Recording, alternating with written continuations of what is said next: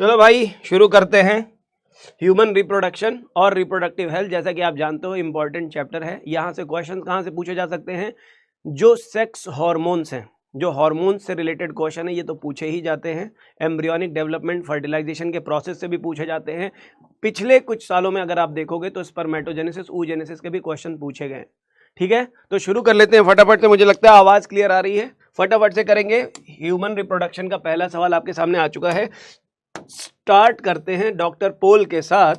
पहला सवाल आपके सामने आया है, वास्ट डिफरेंस से रिलेटेड है। Vas deferens receive a duct from seminal vesicle and opens into urethra as ejaculatory duct. मतलब रिप्रोडक्टिव सिस्टम का क्वेश्चन आया हुआ है। लावियो मेरा भाई है तो वास्ट डिफरेंस जो है वो रिसीव करता है डक्ट सेमिनल वेसिकल से, ओपन होता है यूरेथ्रा में through ejaculatory duct. The cavity of cervix is called cervical canal which along with vagina is called birth canal. आप याद रखेंगे, वजाइना को कॉपुलेशन कैनाल भी कहते हैं, लेकिन जब बर्थ कैनाल की बात आती है तो बर्थ कैनाल में वजाइना और सर्विक्स की कैनाल दोनों को इंक्लूड किया जाता है। मतलब दोनों ही स्टेटमेंट करेक्ट हो जाएंगे। Both statement 1 and 2 correct, both statements are correct, both statement 1 and 2 are correct. बहुत ही बेहतरीन और बहुत ही आसान सवाल है। सिस्टम से रिलेटेड क्वेश्चन में इस तरह के स्टेटमेंट वाले क्वेश्चन आपको एनसीईआरटी लाइन में मिल जाएंगे। आंसर सेकंड हो जाएगा, बी ऑप्शन हो जाएगा। बहुत सारे बच्चों ने सही किया, मुझे दिखाई दे रहा है लाखों करोड़ों बच्चों ने सही किया है, 95% बच्चों ने सही किया है। बहुत बेहतरीन।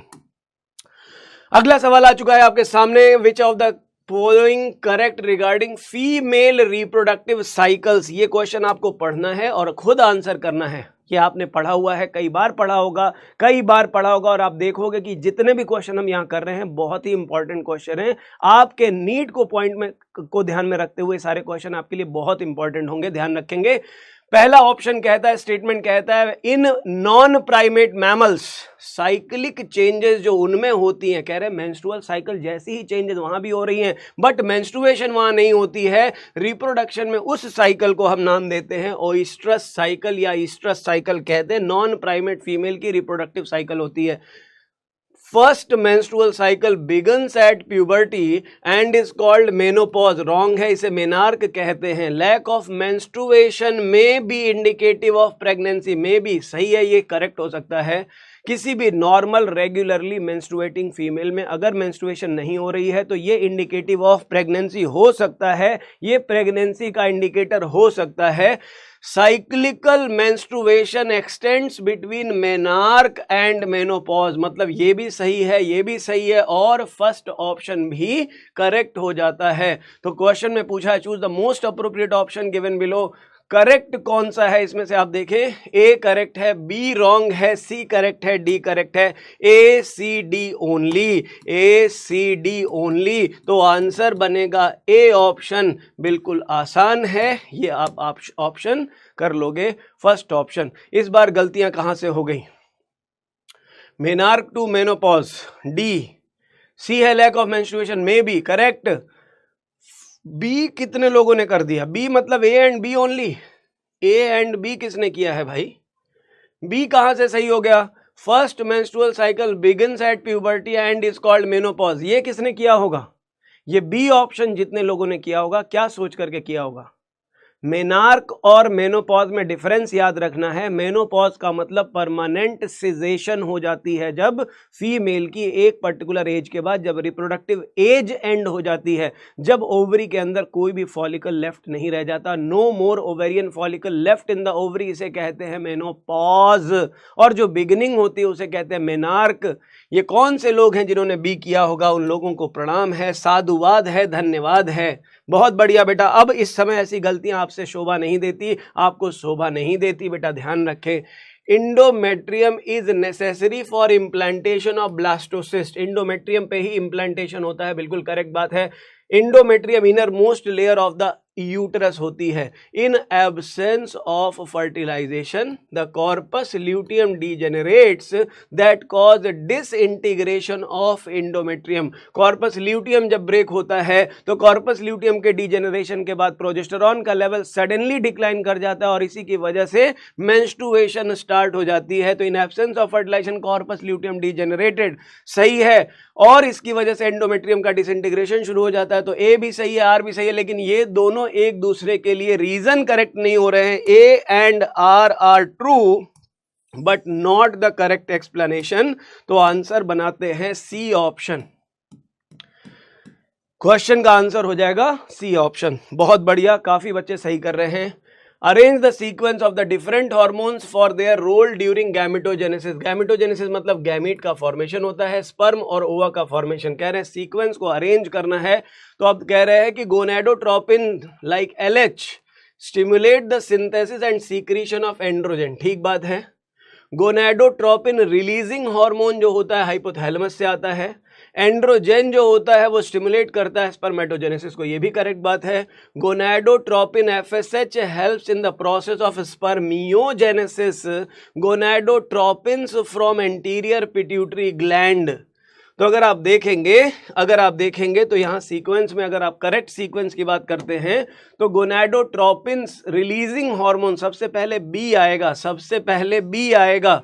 बी जाएगा ई वाले ऑप्शन पे। कहां जाएगा? बी जाएगा ई वाले ऑप्शन पे। इसका मतलब एक ही ऑप्शन आपका सही बन रहा है, बी ऑप्शन। केवल सेकंड ऑप्शन सही बन रहा है क्योंकि बी से शुरुआत होगी। GnRH कह रहे गोनेडोट्रोपिन रिलीजिंग हार्मोन जब हाइपोथैलेमस से आएगा उसके बाद ही सारी कहानी शुरू होगी। मतलब पहले बी, फिर ई, फिर ए, फिर सी, फिर डी। ये सीक्वेंस आप NCERT के स्टेटमेंट्स में आपको मिल जाएंगे। आंसर आप बी बना लेंगे बिना डाउट के, बिना किसी गलती के आंसर बी हो जाएगा। अगला सवाल आता है आपके पास oogenesis से संबंधित है। Two statements regarding oogenesis। The primary follicles get surrounded by more layer of granulosa cells, a theca and shows the fluid filled cavity called antrum. Now it is called secondary follicle। तो जैसा कि NCERT में दिया हुआ है, antrum का formation आपने पढ़ा होगा। एंट्रम का फॉर्मेशन टर्शियरी फॉलिकल में दिया हुआ है। The primary follicle surrounded by more layer of granulosa cell and a theca and shows fluid filled cavity called antrum and it is called secondary follicle। तो antrum का formation आपने NCERT में देखा होगा, टर्शियरी फॉलिकल में बनेला हुआ है ना। कह रहे Graafian follicle ruptures to release the secondary oocyte from the ovary by the process called ovulation. तो इसका मतलब सेकंड स्टेटमेंट तो ठीक बन रहा है, मत पहला स्टेटमेंट जो है वो इनकरेक्ट होगा। तो पहला स्टेटमेंट इनकरेक्ट होगा, दूसरा स्टेटमेंट ट्रू होगा। Statement 1 is incorrect and statement 2 is true. Answer बनाएंगे second option, B option correct हो जाएगा। नेक्स्ट क्वेश्चन है which of the following hormones are secreted in women only during pregnancy. और ये most important question, इसको mark कर सकते हो आप, इस पे क्वेश्चन पूछा जा सकता है। ओनली ड्यूरिंग प्रेगनेंसी मतलब नॉर्मली आप देखोगे किसी नॉन प्रेग्नेंट फीमेल में estrogen progesterone non pregnant female में भी होता है, प्रोजेस्टेरॉन का लेवल हाई हो जाता है प्रेगनेंसी के दौरान भी, तो आप इसको कंसीडर नहीं करोगे। क्वेश्चन में क्या पूछा है, ऐसे कौन से हार्मोन है जो केवल प्रेगनेंसी में रिलीज होते हैं, ओनली ड्यूरिंग प्रेगनेंसी। तो प्रेगनेंसी में आप देखोगे रिलैक्सिन का प्रोडक्शन फीमेल कर सकती है, NCERT में लिखा हुआ है। ओवरी से प्रोड्यूस होने वाला हार्मोन है। ऑक्सीटोसिन रिलीज होता है, ऑक्सीटोसिन नॉन प्रेग्नेंट वीमेन में भी हो सकता है।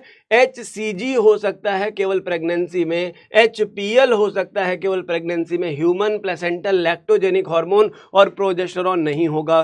तो आप देखोगे कि ओवरी से प्रोड्यूस होने वाले हार्मोन या किसी प्रेग्नेंट फीमेल में प्रोड्यूस होने वाले हार्मोन्स में से कैटेगरी वाइज C और D तो होगा ही होगा। तो जहां भी C और D दिखाई दे रहा है उसको पकड़ लें, C और D जहां दिखाई दे रहा है वहां पकड़ लें, और साथ में ऐड किया हुआ है यहां पे ए को भी। तो आंसर बनेगा डी ऑप्शन। NCERT के अकॉर्डिंग बेस्ट ऑप्शन होगा डी ऑप्शन। CD ई नहीं होगा बेटा, याद रखेंगे। प्रोजेस्टेरॉन नहीं होगा, प्रोजेस्टेरॉन नॉन प्रेग्नेंट फीमेल में भी पाया जाता है, याद रखेंगे। प्रोजेस्टेरॉन, एस्ट्रोजन, ये ऐसे हार्मोन्स हैं जो नॉन प्रेग्नेंट फीमेल में भी पाए जाते हैं। CRH एक ऐसा हार्मोन है जिसे कॉर्टिकोट्रोपिन रिलीजिंग हार्मोन कहते हैं। ये भी एक नॉन प्रेग्नेंट फीमेल में पाया जा सकता है। कुछ लोग समझते होंगे कि ये केवल प्रेगनेंसी में पाया जाता है, ऐसा बिल्कुल भी नहीं है। प्रेगनेंसी में पाए जाने वाले हार्मोन का क्वेश्चन पूछा है तो आप एनसीईआरटी के बिल्कुल करेक्ट ऑप्शन पे जाएंगे, only D option will be correct. अगला सवाल पूछा है कि which of the following statement are true for spermatogenesis but do not hold true for oogenesis। कौन सा ऐसा स्टेटमेंट है जो oogenesis के लिए सही नहीं है लेकिन स्पर्मेटोजेनेसिस के लिए सही है? स्पर्मेटोजेनेसिस में कहा है it results in the formation of haploid gametes. ये तो दोनों के केस में होता है, चाहे स्पर्मेटोजेनेसिस हो चाहे oogenesis हो, दोनों केस में हैप्लॉइड गैमीट्स बनते हैं। Differentiation of the gametes occur after complete meiosis. याद होगा, आपको पता होगा स्पर्मियोजेनेसिस, जब स्पर्म का फॉर्मेशन हो जाता है, स्पर्मेटिड बन जाते हैं, उसके बाद ये स्पर्मेटिड डिफरेंशिएट करके स्पर्मेटोजोआ बनाते हैं, इसे कहते हैं स्पर्मियोजेनेसिस या स्पर्मेटिलियोसिस। तो इसका मतलब ये केवल स्पर्मेटोजेनेसिस में ही होता है, ये करेक्ट है, बी ऑप्शन करेक्ट है। Meiosis occurs continuously in a mitotically dividing stem cell population। Continuous meiosis होती है जो माइटोटिकली डिवाइडिंग सेल्स होती हैं वहां पे, लेकिन ओवम के केस में ये किसी स्पेसिफिक स्टेज में जाकर के अरेस्ट हो जाती है, जैसा कि आप सभी लोगों को मालूम है। ऐसा आप सभी लोगों को मालूम है। तो यहां पे आप देख सकते हैं it is controlled by luteinizing hormone and FSH। ये भी फीमेल में भी होता है, oogenesis के दौरान भी होता है, स्पर्मेटोजेनेसिस में भी कॉमन है। Initiated at puberty. oogenesis birth से पहले ही शुरू हो जाती है। मतलब हमारे पास ऑप्शन वाइज अगर आप देखोगे तो B, C एंड E, मतलब बी ऑप्शन की बात करें, सी ऑप्शन की बात करें और ई ऑप्शन की बात करें तो ये तीनों ऑप्शन जो होते हैं Meiosis occurs continuously in a mitotically dividing stem cell population। Meiosis occurs continuously in a mitotically dividing stem cell। मतलब अगर हम कहें कि B, C and E option जो हमारा है, बसे वाला ऑप्शन जो है हमारा, वो ऑप्शन बिल्कुल करेक्ट बन जाता है। बसे वाला ऑप्शन बिल्कुल करेक्ट बन जाएगा। ए ऑप्शन आंसर जो बनेगा वो होगा A option. Only A will be correct, केवल ए करेक्ट होगा बच्चों, बाकी सारे ऑप्शंस रॉन्ग हो जाएंगे। मतलब ऐसे समझ लो, स्पर्म का फॉर्मेशन और ओवा का फॉर्मेशन थोड़ा डिफरेंट है। स्पर्म फॉर्मेशन में अगर आप देखते हो, स्पर्म फॉर्मेशन के दौरान एक सेल जो डिवाइड कर रही है उसमें से कुछ सेल, जैसे ये माइटोटिक डिवीजन करने वाली सेल है, जो माइटोटिक डिवीजन नहीं कर पा रही है वो सेल धीरे धीरे मियोटिक डिवीजन करती है और मियोटिक डिवीजन करके स्पर्मेटिड बना लेती है, जो कंटिन्यूअस प्रोसेस चल रहा है प्यूबर्टी आने के बाद, जो शुरू हुआ एक बार में और कंटिन्यूअस चलता रहेगा, जहां स्पर्मेटिड डिफरेंशिएट करके स्पर्मेटोजोआ बना लेता है। लेकिन अगर यही oogenesis के केस में देखते हो, जो भी डिवीजन ये सेल्स करती हैं, ये एक स्टेज के बाद ये अरेस्ट हो जाती है, स्टॉप हो जाती है और उसके बाद स्टेम सेल्स का फॉर्मेशन नहीं होता। अब क्या होता है, इनमें से जो सेल्स होती है उनका डिवीजन जब होता है तो एक बड़ी सेल बनती है और एक छोटी सेल बनती है, पोलर बॉडी, और फिर जब स्पर्म की एंट्री होती है तो ओवम का फॉर्मेशन होता है। ये देखो अनइक्वल डिवीजन होता है, सेल का साइटोप्लाज्म जो होता है वो जो होगा वो हाफ से भी ज्यादा होता है ओवम के अंदर। केवल एक ओवम का फॉर्मेशन, नंबर का डिफरेंस होता है, एज का डिफरेंस होता है, टाइमिंग का डिफरेंस होता है और स्पर्म्स में डिफरेंशिएशन की जरूरत पड़ती है, ओवा का डिफरेंशिएशन नहीं होता है। ये ध्यान रखने वाली बात है, बहुत इंपॉर्टेंट पॉइंट है, इसको आपको याद करना चाहिए और बहुत इंपॉर्टेंट है। इस पे क्वेश्चन पूछा जा रहा है नीट के पॉइंट ऑफ व्यू से। oogenesis और स्पर्मेटोजेनेसिस बहुत ही ज्यादा इंपॉर्टेंट है, नीट के लिए आपके लिए रट डालने वाला पॉइंट है, इसको जरूर देख लें और समझ लें अच्छे तरीके से। अगला सवाल कहता है given below are two statement, दो स्टेटमेंट है।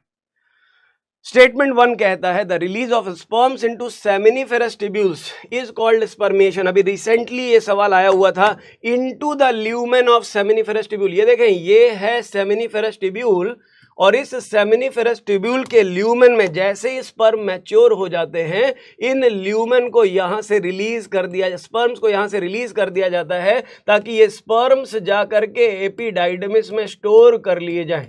स्टोर कर लिए जाएं तो जो प्रोसेस है release of sperms from this seminiferous tubule is known as spermiation. ये बिल्कुल करेक्ट हो जाएगा। इनटू द ल्यूमेन कह दें, फ्रॉम द ल्यूमेन कह दें, दोनों बातें बिल्कुल सही हो जाती है।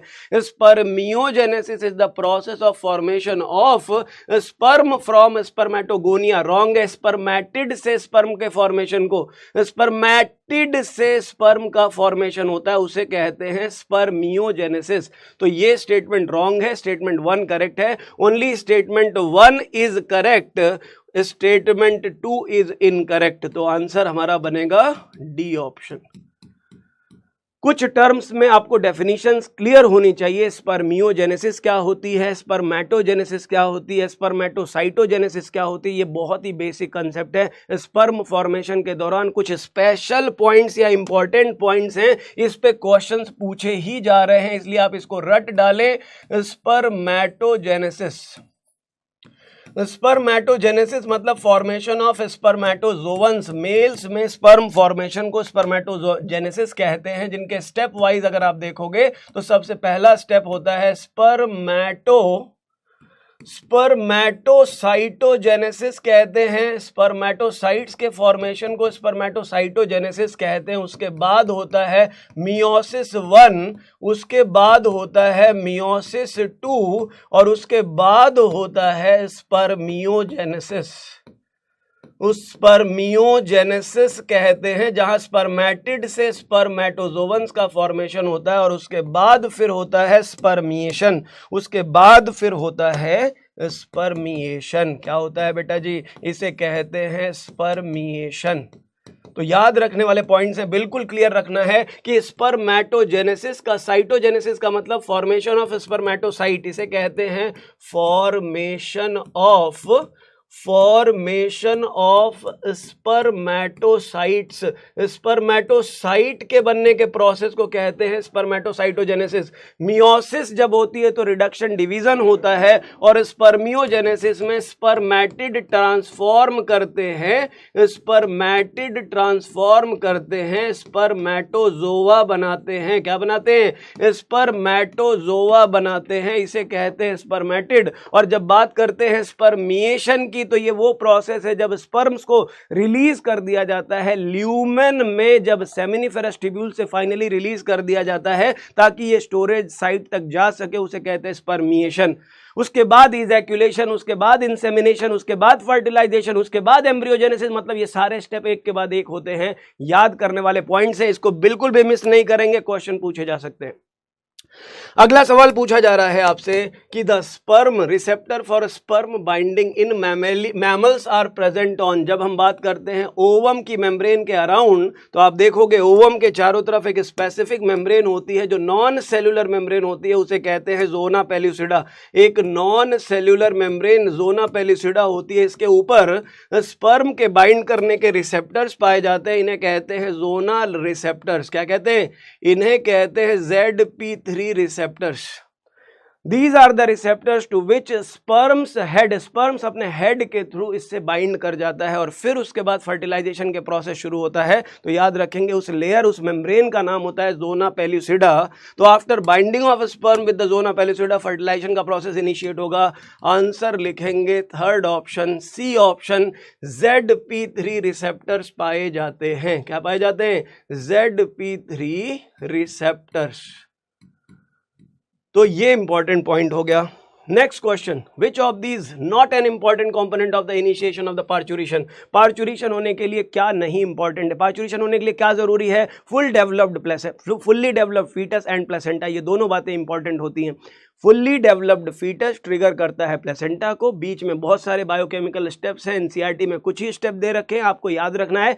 Change in estrogen progesterone ratio, जहां पे प्रोजेस्टेरॉन का लेवल पहले हाई था अब कम होगा, उसके कंपेयर में एस्ट्रोजन हाई हो जाएगा। तो E/P मतलब E increase, P decrease. Estrogen का बढ़ना पोस्टीरियर पिट्यूटरी, मदर की पिट्यूटरी को स्टिमुलस देता है ऑक्सीटोसिन के रिलीज के लिए। ऑक्सीटोसिन का रिलीज होता है और बर्थ का प्रोसेस शुरू हो जाता है। मायोमेट्रियम की वॉल में कॉन्ट्रैक्शन जनरेट होता है, फोर्सफुल वेव लाइक मोशन, जिसे पेरिस्टालसिस कहते हैं। वो पेरिस्टाल्टिक मूवमेंट चाइल्ड बर्थ के लिए एक रेफ्लेक्स जनरेट करता है जिसे बर्थ रेफ्लेक्स प्रोसेस कहा जाता है। तो वो पूरा का पूरा process neural plus hormonal regulation से होता है, जहां प्रोस्टाग्लैंडिन्स यूटेराइन वॉल को कॉन्ट्रैक्ट करने में हेल्प करती हैं अलोंग विद ऑक्सीटोसिन। लेकिन यहाँ पे प्रोलैक्टिन जैसे हार्मोन का काम नहीं है। प्रोलैक्टिन वो हार्मोन है जो मिल्क सिंथेसिस से रिलेटेड है, इसलिए ये आंसर हो जाएगा। ये हार्मोन रोल प्ले नहीं कर रहा, किसके लिए? चाइल्ड बर्थ के लिए। तो आंसर हो जाएगा थर्ड ऑप्शन। मैंने कहा change in E by P मतलब एस्ट्रोजन इंक्रीज करता है, प्रोजेस्टेरॉन डिक्रीज होगा, तो ई बाई पी जिसे कहते हैं एस्ट्रोजन प्रोजेस्टेरॉन रेशो इंक्रीज करता है और अल्टीमेटली यही एक बर्थ के लिए ट्रिगर होता है। तो आंसर बनाएंगे सी ऑप्शन। क्या बनाएंगे? C option. Next question, which of the following hormone level will cause release of ovum ovulation from the Graafian follicle? तो सर्ज, LH सर्ज जिसे कहते हैं, इंक्रीज कॉन्सेंट्रेशन ऑफ LH। याद रखेंगे तो स्टेप क्या होता है फीमेल की ओवेरियन साइकिल में, मेंस्ट्रुअल साइकिल में? सबसे पहले फॉलिकुलर डेवलपमेंट जब होता है तो एस्ट्रोजन का लेवल इंक्रीज करता है।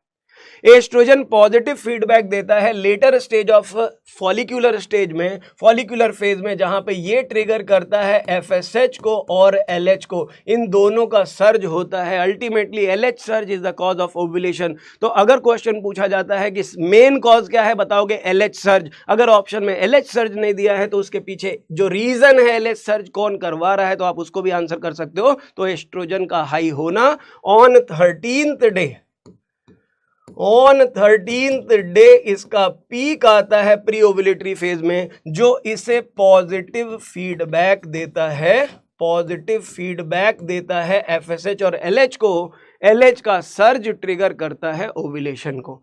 तो याद रखेंगे यहाँ पे अगर प्रोजेस्टेरॉन का ऑप्शन, पोस्ट ओव्यूलेटरी फेज में प्रोजेस्टेरॉन हाई होता है इसलिए रॉन्ग हो जाएगा। लो कंसंट्रेशन ऑफ LH नहीं होगा, हाई कंसंट्रेशन ऑफ LH होगा। लो FSH नहीं होगा, हाई FSH होगा। लेकिन कह रहा है बाकी कुछ नहीं मिला, तो बेस्ट ऑप्शन क्या है? वो फैक्टर जो ट्रिगर कर रहा है, जो पॉजिटिव फीडबैक दे रहा है। Alone estrogen is the cause of high concentration of LH and FSH, ultimately the cause of ovulation. तो हमारा बेस्ट ऑप्शन जो बनेगा आउट ऑफ द 4 वो होगा D option.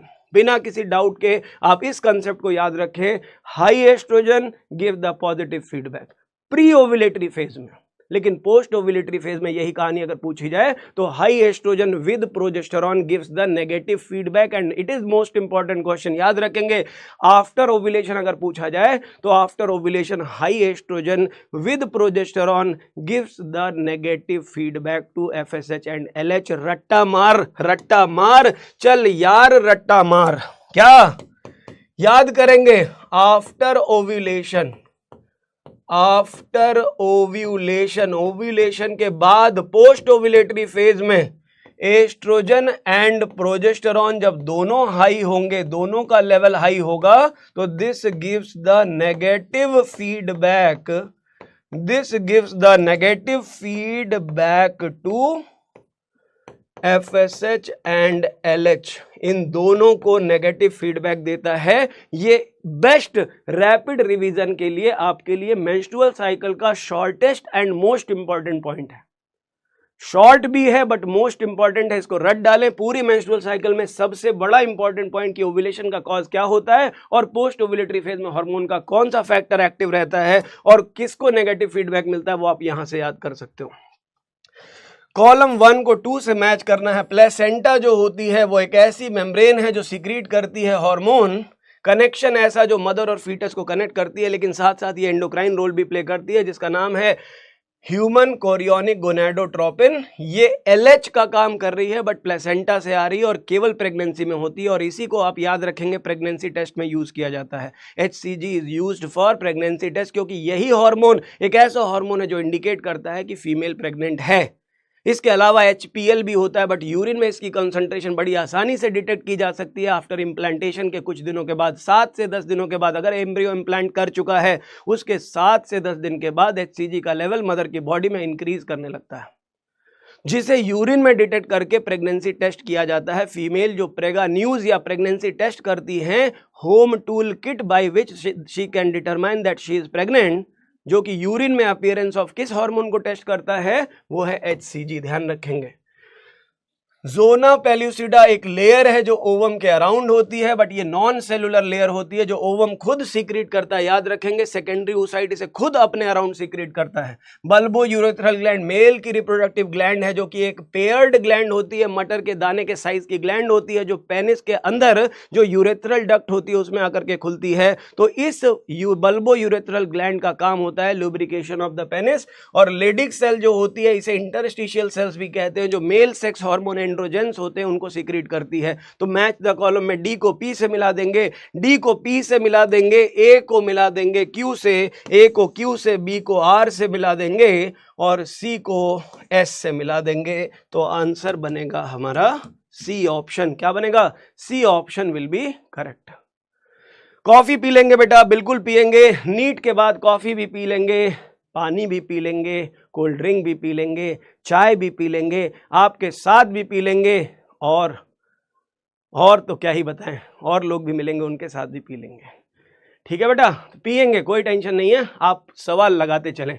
Human beings at the end of 12 weeks, कह रहे हैं in humans at the end of 12 weeks पहला ट्राइमेस्टर गुजर चुका है प्रेगनेंसी में। तो कह रहे द फॉलोइंग इज ऑब्जर्व्ड, क्या ऑब्जर्व किया जाता है एम्ब्रियोनिक पीरियड में? Most of the major organs are well developed, बहुत अच्छी बात है। हेड 5वें महीने में हेड पे hair, movement of the foetus 5th month, eyelids and eyelashes 6th month. Wrong है ये तीन के तीनों, केवल फर्स्ट ऑप्शन करेक्ट होगा।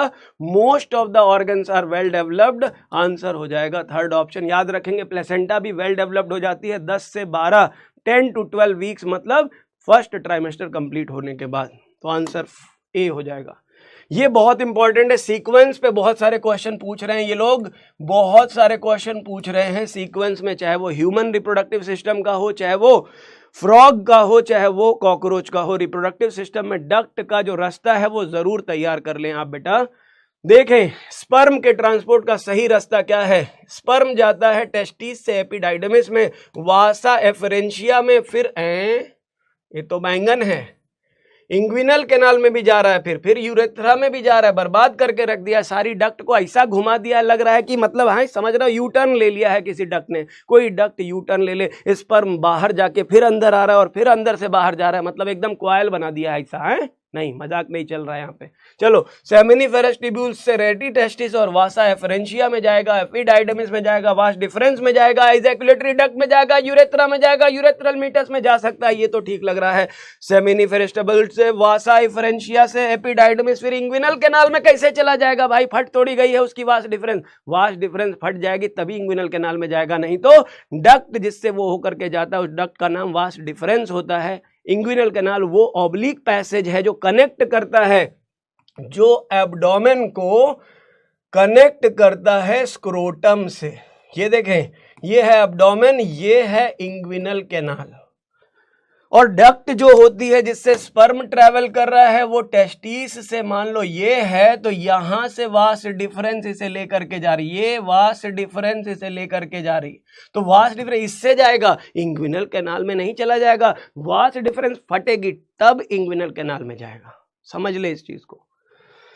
टेस्टिस, फिर एपिडाइडमिस, वासा एफरेंशिया में डायरेक्ट चला गया, पहले एपिडाइडमिस में, बाद में कह रहा है, मतलब वो रिवर्स फ्लो कर रहा है, कार ने रिवर्स बैक गियर लगा दिया। वाह भाई वाह, गलत है कहानी। तो एक ही बात सही होती है, केवल बी ऑप्शन। आंसर बनेगा बी ऑप्शन। अगला सवाल, extrusion of the second polar body. ये देखो, ये है secondary oocyte, first polar body पहले निकल चुकी थी, फर्स्ट पोलर बॉडी पहले निकल चुकी थी, ये है सेकेंडरी oocyte, ये है फर्स्ट पोलर बॉडी जो पहले निकल चुका था। अब क्वेश्चन पूछा है सेकेंड पोलर बॉडी कब निकलेगा? तो जब इसके अंदर स्पर्म की एंट्री होगी, जब स्पर्म एंटर करेगा साइटोप्लाज्म ऑफ द ओवम में, तो ओवम अपना मियोटिक सेकेंड डिवीजन जो मेटाफेज स्टेज में अरेस्टेड था उसे क्लीव करेगा, उसे तोड़ेगा, उस निद्रा को तोड़ेगा। जिस नींद में पड़ा हुआ था सेकेंडरी oocyte, वो मर जाता ओवम उसी स्टेज में, लेकिन स्पर्म जब आता है तो उसको उसी नींद वाली स्टेज से जगाता और कहता है कि ओवम क्यों सो रहा है, नीट का एग्जाम आ चुका है, अब तुझे महान काम करना है, जाइगोट बनाने का काम करना है। तो जैसे ही स्पर्म एंटर करता है वो अपना मियोटिक डिवीजन जो रेस्टिंग स्टेट थी उस रेस्टिंग स्टेट से जगा करके मियोटिक डिवीजन कंप्लीट करता है और सेकेंडरी पोलर बॉडी को एक्सट्रूड आउट कर देता है। तो याद रखेंगे, after the entry of sperm into the cytoplasm of ovum before fertilization, अभी फर्टिलाइजेशन नहीं हुआ है, सिनगैमी नहीं हुई है, before fusion of the sperm nucleus and egg nucleus, ये काम कंप्लीट कराया जाता है। ये कुदरत की अजीब महिमा है। After entry of sperm but before fertilization, best question और बेस्ट आंसर। उसके बाद after fertilization wrong, before entry simultaneously wrong. तो आंसर बनाएंगे ए ऑप्शन। अगला सवाल, difference between spermiogenesis and spermiation. अभी थोड़ी देर पहले मैंने डिफाइन किया था, स्पर्मियोजेनेसिस में स्पर्मेटिड ट्रांसफॉर्म करता है, स्पर्मेटोजोवंस में एक वेल डेवलप्ड स्पर्म बनता है, और स्पर्मिएशन में वही बने हुए स्पर्म जो बन चुके हैं वो सेमिनिफेरस ट्यूब्यूल से रिलीज कर दिए जाते हैं ताकि वो जा करके एपिडाइडमिस के अंदर स्टोर हो सके, एपिडाइडमिस में स्टोर हो सके, इसके लिए इन्हें रिलीज कर दिया जाता है। उसी फाइनल रिलीज को स्पर्मिएशन कहते हैं। तो आप डेफिनेशन देखो, spermiogenesis spermatid are formed, wrong, spermatozoon form. Spermiogenesis में spermatozoa formed, while in spermiation spermatids are formed, wrong. Spermiogenesis, spermatozoans from Sertoli cells are released, wrong. In spermiogenesis, spermatozoa formed, while in spermiation, spermatozoa are released from Sertoli cell into the cavity of seminiferous tubule. बिल्कुल सही जवाब, fourth option, D option. कई बार पढ़ रखा है, बार बार पढ़ रखा है और बहुत ही आसान है, लेकिन डेफिनेशन आपको इस बार याद करके जाना ही होगा। क्वेश्चन आपको फंसा ना सके, इसके लिए पूरा तैयार रहना होगा। आंसर बनाएंगे डी ऑप्शन। अगला सवाल, प्रोलिफरेटिव फेज आ चुके हैं फिर से मेंस्ट्रुअल साइकिल की कहानी पर। प्रोलिफरेशन का मतलब होता है cell division, differentiation. Uterine wall rupture हो जाती है, उसके बाद रिपेयर करती है, उसी को कहते हैं प्रोलिफरेशन। इसी फेज को हम फॉलिक्यूलर फेज से रिलेट करते हैं, क्योंकि ओवरी के अंदर क्या चल रहा है, फॉलिकल का डेवलपमेंट चल रहा है, यूट्रस के अंदर क्या चल रहा है, रिपेयर चल रहा है। याद रखेंगे, इसीलिए इसका नाम प्रोलिफरेशन रखा है, क्योंकि ये रिपेयर कर रहा है। ओवरी में फॉलिक्यूलर फेज चल रही है क्योंकि ओवरी के अंदर फॉलिकल का डेवलपमेंट हो रहा है। सेम टाइमिंग सेम है। तो प्रोलिफरेटिव फेज इज फॉलिक्यूलर। वाह, मैच करें सीधा। सीक्रेटरी फेज वो है जो ल्यूटियल फेज है, जब ग्लैंडुलर एक्टिविटी हाई है, प्रोजेस्टेरॉन का लेवल हाई हुआ, ग्लैंड ने अपना काम करना शुरू किया, न्यूट्रिएंट की सिंथेसिस यूट्रस में बढ़ चुकी है। अगर इम्प्लांटेशन हो जाएगा तो इस टाइम पे सबसे बेस्ट और आइडियल टाइम होता है। तो प्रोजेस्टेरॉन अपने पीक पर है, ग्लैंडुलर एक्टिविटी हाई है, इसीलिए इसको कहा है सीक्रेटरी फेज। तो ये कहानी है ल्यूटियल फेज की पोस्ट ओव्यूलेशन में। और मेंस्ट्रुएशन कब होती है, जब एंडोमेट्रियम रप्चर करता है। मतलब सी का पी है, सी का पी है, ए का क्यू है, बी का आर है, सी का पी है। मतलब आंसर होगा सी ऑप्शन। केड़ा option, C option. Several hormones like HCG, HPL, estrogen, progesterone are produced by, ये सारे के सारे हार्मोन्स कब कहां से प्रोड्यूस हो रहे हैं, HCG प्रोड्यूस हो रहा है। Several hormones like HCG, HPL, progesterone, oestrogen, इन सब हार्मोन का प्रोडक्शन हो रहा है प्लेसेंटा से। याद रखेंगे, ये दो ऐसे हार्मोन है जो ओवरी भी प्रोड्यूस करती है, ओवरी से भी प्रोड्यूस होता है और प्लेसेंटा से भी होता है। लेकिन ये जो दो हार्मोन है ये केवल प्लेसेंटा से आते हैं, ओनली प्लेसेंटा से आते हैं, जो केवल प्रेगनेंसी में बनता है। लेकिन क्वेश्चन के हिसाब से आंसर क्या होगा, all these hormones are secreted by D. और याद रखेंगे, ह्यूमन रिप्रोडक्शन से अगर क्वेश्चन पूछा जाएगा तो हार्मोन रिलेटेड क्वेश्चन पूछे जाने की प्रोबेबिलिटी 99.999999% है पूछे जाने की प्रोबेबिलिटी। या फिर स्पर्मेटोजोवन एंड मेंस्ट्रुअल साइकिल, ये तीन एरियाज ऐसे हैं जिनको कवर करना उनकी मजबूरी है, क्योंकि ये तीन ऐसे पार्ट हैं जो कंसेप्चुअल और इंपॉर्टेंट हैं, तो ध्यान रखेंगे। अगला सवाल है मोनस प्यूबिस। मोन्स मतलब माउंटेन। तो फीमेल रिप्रोडक्टिव सिस्टम में एक्सटर्नल जेनाइटेलिया में जो माउंटेन लाइक अपीयरेंस होती है, external exposed area of the genital region, उसे कहते हैं मोन्स pubis.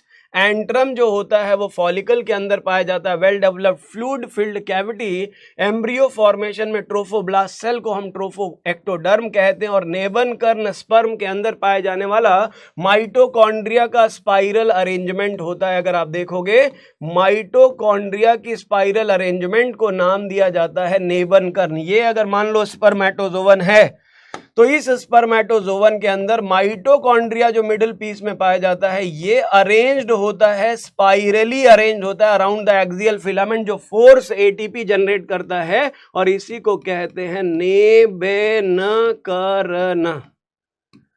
नेबेनकर्ण is the mitochondrial spiral in the sperm. तो याद रखेंगे ए का हो जाएगा आर, ए का हो जाएगा आर आर आर, बी का हो जाएगा आपका एस, बी का हो जाएगा एस, सी का हो जाएगा आपका पी, सी पी, और डी का हो जाएगा क्यू ऑप्शन। मतलब आंसर आप बना लोगे, फटाफट से बना लोगे डी ऑप्शन।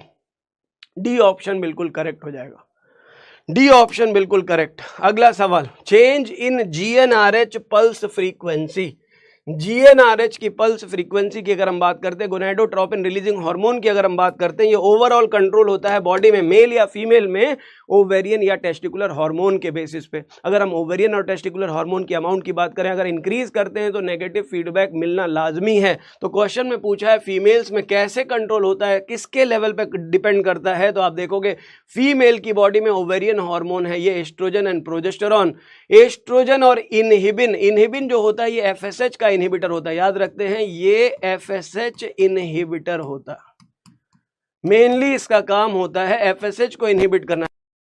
होते हैं एस्ट्रोजन एंड प्रोजेस्टेरॉन, ये डायरेक्टली इनहिबिट करते हैं गोनाडोट्रोपिन्स और जीएनआरएच के सिक्रीशन को। तो आंसर जो बेस्ट बनाएंगे हम, आंसर बनाएंगे ए। जब ये दोनों एक साथ होंगे तो ये दोनों नेगेटिव फीडबैक देंगे। अकेला एस्ट्रोजन पॉजिटिव फीडबैक, जब एस्ट्रोजन की दोस्ती प्रोजेस्टेरॉन से हो जाती है तब ये अपने ही बनाने वालों को नेगेटिव फीडबैक देना शुरू कर देता है, ध्यान रखेंगे। अगला सवाल पूछा है, incorrect statement, FSH stimulate Sertoli cell. ठीक बात है, नर्स सेल को स्टिमुलेट करेगा ताकि वो स्पर्मियोजेनेसिस करवा सके। एलएच ट्रिगर करता है ओव्यूलेशन इन द ओवरी। अच्छा जी, एलएच और FSH decrease gradually during follicular phase. अगर एलएच एफएसएच डिक्रीज कर जाएगा तो मेरी कही हुई बात गलत हो जाएगी, अभी थोड़ी देर पहले जो बताया था, और इस वजह से फीमेल में ओव्यूलेशन नहीं हो पाएगी। और अगर फीमेल में ओव्यूलेशन नहीं हो रही, इसका मतलब हम साइंस के खिलाफ जा रहे हैं, इसका मतलब ये स्टेटमेंट गलत हो जाता है। एलएच ट्रिगर करता है androgen from the Leydig cells in males, males में ये लीडिक सेल को एक्टिवेट करता है। इसमें ऐसा कोई क्वेश्चन नहीं है जो ये पूछता हो कि ये मेल या फीमेल के बारे में बात हो रही है। तो सीधा सीधा आंसर हो जाएगा कि विच इज इनकरेक्ट, वो इनकरेक्ट है जो कि यहां पे एलएच और एफएसएच से रिलेटेड पॉइंट है, C option. Most important question. चित्र पर क्वेश्चन आने बंद हो चुके हैं, लेकिन फिर भी मैंने आपको ये चित्र दिया है ताकि मेल रिप्रोडक्टिव सिस्टम आपको पढ़ने की जरूरत ना पड़े, आप केवल चित्र देखें और आंसर करें, फटाफट से आप इसका आंसर निपटा दें। तो कुछ करना नहीं है एक्स्ट्रा, आपको केवल एक चित्र से पूरा रिप्रोडक्टिव सिस्टम आपको समझ में आ जाना चाहिए कि किस तरीके से स्क्रोटम के अंदर टेस्टिस सुरक्षित है और वहां से जो डक्ट सिस्टम है वो बाहर निकलता है और कनेक्ट होता है दूसरी ग्लैंड से। जैसे कि यहाँ पे आप देख सकते हो ये कनेक्ट हो रहा है सेमाइनल वेसिकल से। क्वेश्चन में क्या पूछा हुआ है आप देख सकते हैं, ए बी सी डी को लेवल करना है, करेक्टली लेवल करना है। तो हम देख लेते हैं कि कहाँ कौन है, चित्र में क्लियरली देख लेते हैं, खुद ही से लेवल कर लेंगे, बड़े आसानी से कर लेंगे। डी भाई साहब है सेमिनल वेसिकल, कहाँ है डी सेमिनल वेसिकल, यहाँ है डी सेमिनल वेसिकल, यहाँ है, दो जगह हमें मिल गया। अब कह रहे हैं इसके नीचे सी वाला जो है ये प्रोस्टेट ग्लैंड जैसा दिख रहा है, हमें प्रोस्टेट ग्लैंड जैसा दिख रहा है। ए वाला ऑप्शन दिख रहा है, इसे इजैकुलेटरी डक्ट कह सकते हो आप, मतलब ये हमारे पास आ गया। और बल्बो यूरेथ्रल ग्लैंड बी आ जाती है, तो बस इसी को मैच कर लो। बी बल्बो यूरेथ्रल कहाँ दिया है भाई, बी बल्बो यूरेथ्रल यहाँ दिया है, बी बल्बो यूरेथ्रल यहाँ दिया है, और सी प्रोस्टेट यहाँ दिया है, और ए को इजैकुलेटरी डक्ट यहाँ दिया है। तो हमारे पास ऑप्शन हो गया बिल्कुल correct, fourth option. Duct system पे क्वेश्चन पूछे जा सकते हैं, तैयार रहेंगे हम लोग, आंसर डी फोर्थ ऑप्शन बन जाएगा। अगला सवाल है presence and absence of hymen in female not reliable indicator of virginity. Females में हाइमेन का होना या ना होना किसी भी वर्जिनिटी मतलब सेक्सुअल एक्सपीरियंस का इंडिकेटर नहीं होता है। हाइमेन होना या ना होना इससे नहीं पता चल सकता कि फीमेल ने कोई सेक्सुअल एक्सपीरियंस किया है या नहीं किया। ये मेम्ब्रेन कई बार स्पोर्ट्स एक्टिविटी, रनिंग या हॉर्स राइडिंग या किसी भी एक्टिविटी की वजह से ब्रेक हो सकती है। ये एक पार्शियल टेम्पररी मेम्ब्रेन होती है जो वजाइना को कवर करती है, जो कि कभी भी ब्रेक हो सकती है। तो ज़रूरी नहीं है कि उसके लिए सेक्सुअल एक्सपीरियंस हो तभी वो हाइमन होगी या नहीं होगी। इसलिए हम कह सकते हैं कि इसका होना या ना होना रिलायबल इंडिकेटर ऑफ वर्जिनिटी नहीं हो सकता। Hymen often torn during the first coitus. However, it can be also broken by various reasons. बहुत सारे रीजंस हो सकते हैं। तो दोनों बातें सही हैं। स्टेटमेंट 1 भी सही है, स्टेटमेंट 2 भी सही है, मतलब एनसीईआरटी की लाइन ही है। तो आंसर बना देंगे ए। 100 oogonia give rise to। याद रखेंगे अगर स्पर्मेटोगोनिया होती तो बहुत सारी स्पर्मेटोगोनिया जो डिवाइड करना बंद कर देती हैं वो ग्रोथ फेज करके ट्रांसफॉर्म हो जाती हैं प्राइमरी स्पर्मेटोसाइट में, और हर प्राइमरी स्पर्मेटोसाइट 2 सेकेंडरी स्पर्मेटोसाइट बनाता है, और हर सेकेंडरी स्पर्मेटोसाइट 2 स्पर्मेटिड बनाता है, और हर स्पर्मेटिड डेवलप करके सिंगल स्पर्मेटोजोवन बनाता है, सिंगल स्पर्मेटोजोवन बनाता है। लेकिन फीमेल में कहानी थोड़ी डिफरेंट है। एक सिंगल oogonia एक सिंगल प्राइमरी oocyte बनाती है, और एक सिंगल प्राइमरी oocyte से एक ही सेकेंडरी oocyte बनता है। एक सिंगल oocyte से प्राइमरी से सेकेंडरी सिंगल oocyte बनता है, और एक सिंगल सेकेंडरी oocyte से सिंगल ओवम ही बनता है। बाकी ये दोनों पोलर बॉडीज होती हैं। तो सीधी सीधी कहानी है, 100 oogonia अगर होंगी तो इनसे खाली 100 फंक्शनल ओवा बन सकते हैं। क्या बन सकते हैं? 100 फंक्शनल ओवा बन सकते हैं। अब इसमें देखें ऑप्शन थोड़ा सा डिफरेंट है। कह रहे 100 oogonia 100 प्राइमरी स्पर्मेटोसाइट बना सकता है। एक oogonia एक प्राइमरी बनाता है, तो 100 oogonia 100 प्राइमरी बना सकते हैं। बिल्कुल बेहतरीन। अब कह रहे हैं ये जो एक है, हर प्राइमरी oocyte एक सेकेंडरी oocyte बनाता है, मतलब एक प्राइमरी oocyte से एक सेकेंडरी oocyte बन सकता है, और एक सेकेंडरी oocyte से एक ओवा बन सकता है। तो इसका मतलब क्वेश्चन के अकॉर्डिंग हम oogonia से स्टार्ट करें। 100 oogonia थी, 100 प्राइमरी oocyte बने होंगे, 100 सेकेंडरी oocyte बने होंगे, 100 ओवम बने होंगे। ध्यान रखेंगे। बेहतरीन सवाल और बेहतरीन आपने आंसर किया, क्योंकि आप हो इंटेलिजेंट स्टूडेंट। धरती पे कोई इतना महान हुआ ही नहीं जितना आप हो। तो आंसर बनाएंगे डी ऑप्शन, बेहतरीन और बेहतरीन। Next question, which hormone shows its peak twice. 2 बार जिसका पीक आता है पूरे मेंस्ट्रुअल साइकिल में, ऐसा कौन सा हार्मोन है जो 2 बार उछाल खाता है, उबाल खाता है? ये देखो फीमेल की मेंस्ट्रुअल साइकिल में इस तरह का ग्राफ किस हार्मोन के लिए देखने को मिलता है? वन एंड ओनली एस्ट्रोजन भाई साहब। ओव्यूलेटरी फेज से पहले भी, ओव्यूलेटरी फेज के बाद भी, शादी से पहले भी, शादी के बाद भी, नीट से पहले भी, नीट से बाद भी, ओव्यूलेशन से पहले भी, ओव्यूलेशन के बाद भी। यही वो ऐसा हार्मोन है जो 2 बार उछलता है, और इस हार्मोन को रट डालेंगे, ये केवल और केवल एस्ट्रोजन होता है। आंसर बनाएंगे सी ऑप्शन, बिल्कुल बेहतरीन ऑप्शन, बिल्कुल ढिंचक ऑप्शन। ट्रू फॉल्स की कहानी है, सत्य और असत्य की बात होती है, और जैसा कि आप जानते हैं सत्य पराजित हो सकते हैं, नहीं पराजित नहीं हो सकता ना, परेशान हो सकता है। सत्य परेशान हो सकता है, छिपाया जा सकता है, लेकिन पराजित नहीं किया जा सकता। इसलिए हम यहाँ सत्य और असत्य की परिभाषा तुरंत खोज लेंगे, कौन सत्य कौन असत्य। आप तुरंत उसकी टांग पकड़ के बाहर निकालो, कौन झूठ बोल रहा है। देखते हैं, ovum release by the ovary transported to the ampullary region where fertilization takes place. बिल्कुल सही कह रहा है, लेकिन अगर कहता है fertilization can only occur if ovum and sperm transported to infundibulum, कह रहे इनफंडिबुलम में भी फर्टिलाइजेशन करा दिया गया है, आग लगा दी गई है यहाँ पे। बिल्कुल झूठ बोला गया है आपके साथ। All copulation lead to fertilization and pregnancy, गलत बात है। करते हैं मोहब्बत सभी, मगर हर दिल को सिला कब मिलता है, आती है बहारें गुलशन में हर फूल मगर कब खिलता है, गलत बात। कह रहे हैं कि तैयारी हर कोई करता है नीट की, सेलेक्ट हर कोई नहीं होता। तैयारी हर कोई करता है लेकिन सेलेक्ट हर कोई नहीं होता। कहानी सीधी सीधी कह रहे, क्या जितने पॉपुलेशन धरती पे होंगे क्या हर बार बच्चे पैदा होंगे? क्या जितने बार पॉपुलेशन किया जाएगा उतनी बार फर्टिलाइजेशन होगा? ऐसा नहीं होता है। ये तभी पॉसिबल है जब ऑप्शन 1 ओवम रिलीज हो और उस द सेम टाइम जब एम्पुलरी रीजन में स्पर्म और ओवा एक साथ होंगे, तभी ये प्रोसेस पॉसिबल हो सकता है। तो कह रहे all copulation will not lead to fertilization and pregnancy. ये तभी हो सकता है जब सारी कायनात स्पर्म और ओवा को मिलाने में लग जाए, तभी पॉसिबल है। और इसके लिए शिद्दत चाहिए होती है। और जैसा कि आप सभी जानते हैं कि जब आप कभी किसी चीज को शिद्दत से चाहते हैं, दिख रहा हूं ना, खत्म सा, बिल्कुल सस्ता सा, 1 रुपए का शाहरुख खान, तो वैसा ही है ये बिल्कुल वैसा ही है। कह रहे जब स्पर्म और ओवा शिद्दत से एक दूसरे को चाहते हैं तभी वो दोनों एक दूसरे के साथ मिलते हैं और वो एम्पुलरी रीजन में पॉसिबल होता है। और कहीं होता है तो उससे अब नॉर्मलिटी भी हो सकती है या एक्टोपिक प्रेगनेंसी भी हो सकती है। मतलब ये ठीक नहीं है, ये ठीक बात नहीं है। Normal site of fertilisation ampulla ही होता है, बाकी होने को तो धरती पर कुछ भी पॉसिबल है। ठीक है, आपको क्या याद रखना है? ये वाला नहीं याद रखना जो लास्ट में बोला है, कुछ भी पॉसिबल है। आप आंसर कुछ भी करके चले आओ। सर ने बोला था कि सब कुछ पॉसिबल है, तो आंसर ये भी पॉसिबल है। ये नहीं करना है। क्या करना है?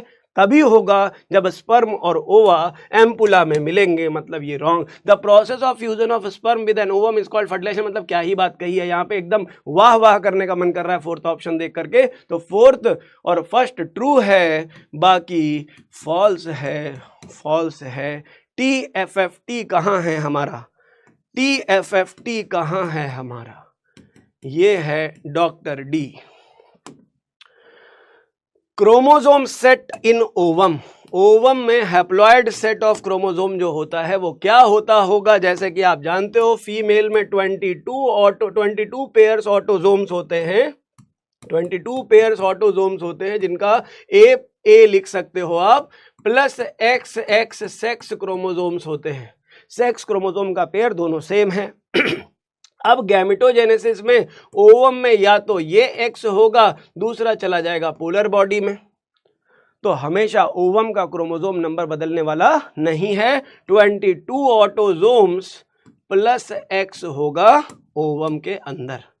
लेकिन स्पर्म्स के केस में यही, जैसे कि हम जानते हैं मेल हेट्रोगैमेटिक होते हैं, तो 22 ऑटोसोम्स प्लस X भी हो सकता है, 22 ऑटोसोम प्लस Y भी हो सकता है। ये नर के केस में हो सकता है, ये स्पर्म के केस में हो सकता है। लेकिन ओवम हमेशा मोनोगैमेटिक, एक ही टाइप के गैमेट बनाता है। तो आप लिख सकते हैं यहाँ correct option 22 autosomes plus 1 sex chromosome that is X।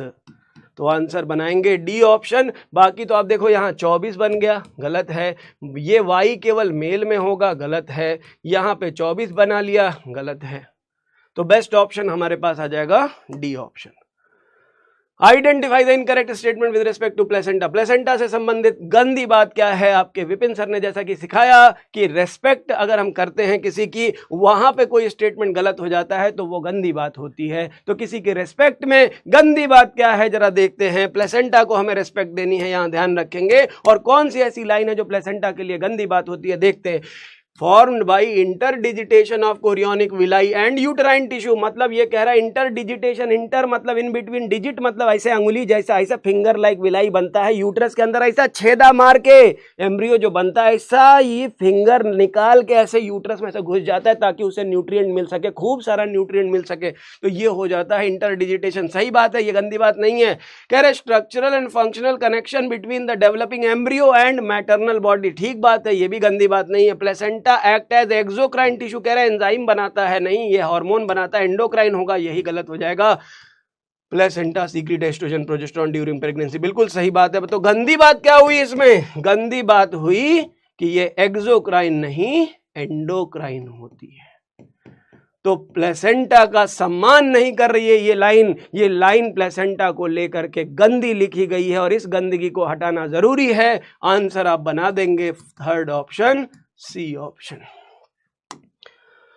Placenta connected to embryo through, most important question. ये रहा एम्ब्रियो, ये रहा एम्ब्रियो, ये रही यूट्रस की wall, maternal wall of uterus, ये है यूटराइन वॉल। अब कह रहा है इस प्लेसेंटा का कनेक्शन इस यूट्रस की वॉल के साथ कैसे हो सकता है, ये यूट्राइन वॉल के साथ कैसे, placenta connects the embryo through, अरे भाई ये रहा एम्ब्रियो और ये रही प्लेसेंटा, तो एम्ब्रियो को अगर हम कनेक्ट करते हैं प्लेसेंटा के थ्रू तो यहाँ पे एक इंपॉर्टेंट कनेक्टिंग लिंक है इन दोनों के बीच में, जो कनेक्ट कर रहा है वो ब्लड वेसल्स से बना होता है और म्यूकोइड कनेक्टिव टिश्यू से बना होता है, इसे कहते हैं अम्बिलिकल कॉर्ड। अम्बिलिकल कॉर्ड होता है, अगर इसका ट्रांसवर्स सेक्शन कट करोगे तो आपको इसमें अम्बिलिकल ब्लड वेसल्स मिल जाएंगी, इसमें अम्बिलिकल आर्टरीज मिल जाएंगी और अम्बिलिकल वेन मिल जाएगी। क्या मिल जाएगी बेटा? अम्बिलिकल आर्टरीज मिल जाएंगी और अम्बिलिकल वेन मिल जाएगी। मतलब अम्बिलिकल कॉर्ड के अंदर ब्लड वेसल्स पाई जाती हैं और शाइनी अपीयरेंस वाला mucoid jelly like connective tissue होता है, इसे वॉर्टन्स जेली कहते हैं, इसे कहते हैं वॉर्टन्स जेली। ये जेली म्यूकस से बनी होती है, म्यूकोइड कनेक्टिव टिश्यू होती है और बाकी साथ में आप जो देख रहे हो ये होती हैं ब्लड वेसल्स, और इन ब्लड वेसल्स में आर्टरीज और वेन्स में 100% फीटल ब्लड होता है। ये बहुत इंपॉर्टेंट क्वेश्चन है, बहुत पुराना सवाल है लेकिन बहुत इंपॉर्टेंट क्वेश्चन है। तो अम्बिलिकल कॉर्ड का सेक्शन कट करोगे आपको ब्लड वेसल मिलेगी और वॉर्टन जेली मिल जाएगी, लेकिन अगर क्वेश्चन पूछा जाएगा एम्ब्रियो और प्लेसेंटा का कनेक्शन किससे है तो आप बताओगे अम्बिलिकल कॉर्ड से है। Umbilical cord will be the answer, answer हो जाएगा B option, second option. Next question है enlarge end of penis is called glans penis and secretion of bulbourethral gland helps in lubrication of the penis. बिल्कुल सही है, दोनों के दोनों statement सही है, statement 1 and 2 both are correct. याद करने वाला स्ट्रक्चरल पार्ट का क्वेश्चन है और फंक्शनल जो कि ग्लैंड से रिलेटेड है, आंसर ए बनाएंगे बिना डिले के, समय बहुत इंपॉर्टेंट है।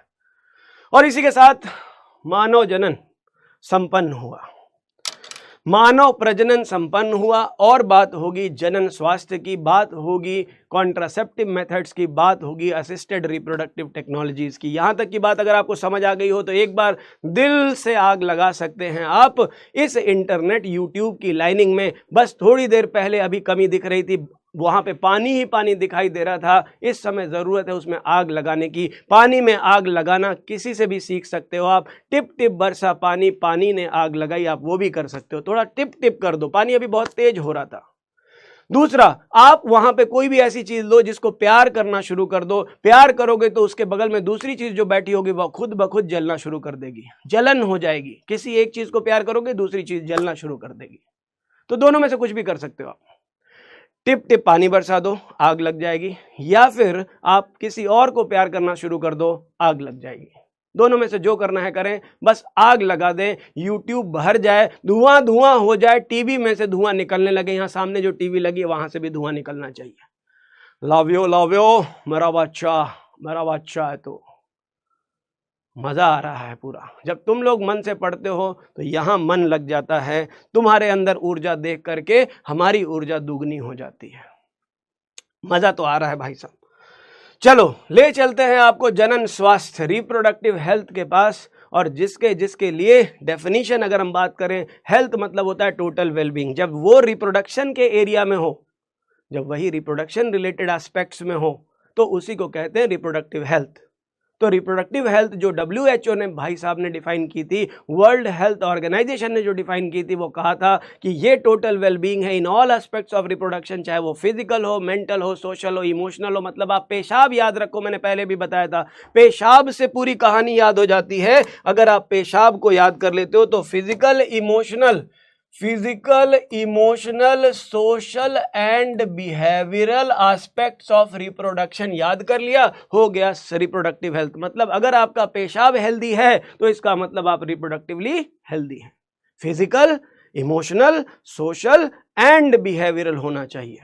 तो क्वेश्चन आता है सबसे पहला आपके सामने, amniocentesis for sex determination is one of the strategy for this. Amniocentesis for sex determination, अगर ऐसा करना शुरू कर दिया तो लोग क्या कहेंगे, लड़का है इसे पैदा होने दो, लड़की है इसे जीने का हक नहीं है, ये कुल को हमारे डुबो देगी, इसे मार दिया जाए। इसलिए इंडियन गवर्नमेंट ने इसे बैन लगाया हुआ है सेक्स डिटर्मिनेशन के लिए। Ban on amniocentesis, check the increase menace of female foeticides. तो फीमेल फीटिसाइड के ज़्यादा इस्तेमाल को इसने बैन मतलब रोकने में सफल रही है, इसलिए हमें इसे बैन कर देना चाहिए और इसे इम्प्लीमेंट करना चाहिए लॉफुली। तो हमारा पहला स्टेटमेंट जो होता है वो गलत हो जाता है, लेकिन दूसरा स्टेटमेंट जो है वो सही हो जाता है। A is false but R is true. सत्य है आर, बट ए जो है वो रॉन्ग है, तो आंसर हो जाएगा ए ऑप्शन। अगले सवाल पे स्विच करते हैं बिना देरी किए हुए। वासेक्टॉमी मतलब वास डिफरेंस काट दिया जाए। मेल्स के केस में वासेक्टॉमी क्या कहती है कि अगर एपिडाइडमिस से निकलने वाली जो डक्ट है, जिसे जो स्पर्म लेकर के जाती है बाहर, अगर उस वास डिफरेंस को कह रहे इस डक्ट को काट दिया जाए, एक स्मॉल इंसिजन लगा दिया जाए, इसे काट दिया जाए और इनके बीच में थोड़ा गैप क्रिएट करके इसके दोनों एंड को बांध दिया जाए, क्या करेगा ये मेल के अंदर, मेल्स में इसे कहते हैं, क्या कहते हैं, नसबंदी कहते हैं। तो मेल्स में अगर वैसेक्टॉमी कर दी जाए, वास डिफरेंस को काट दिया जाए, तो ये क्या करेगा, मेल्स का लिबिडो खत्म कर देगा, मेल्स का एंड्रोजन खत्म कर देगा, मेल्स की काम इच्छा खत्म कर देगा, सेक्सुअल रिप्रोडक्शन के प्रोसेस में उसकी सारी इच्छाएं मर जाएंगी, बिल्कुल भी नहीं। याद रखेंगे, vasectomy does not affects the hormonal production, androgen control में कोई इसका इफेक्ट नहीं होता, केवल और केवल ये ब्लॉक कर देता है गैमीट ट्रांसपोर्ट को। किसको ब्लॉक करता है, ब्लॉक करता है गैमीट ट्रांसपोर्ट को। किसको ब्लॉक करता है बेटा, गैमीट ट्रांसपोर्ट को। बाकी सब कुछ नॉर्मल है। ये मेल इवन इजैक्यूलेट भी कर सकता है, ये मेल इजैक्यूलेट भी कर सकता है, लेकिन उसके इजैक्यूलेट में विदाउट स्पर्म्स, बस उसके इजैक्यूलेट में क्या होगा, बाकी सब कुछ होगा, उसके इजैक्यूलेट में स्पर्म्स नहीं होंगे। बहुत इंपॉर्टेंट है, ध्यान रखेंगे, बहुत इंपॉर्टेंट क्वेश्चन है।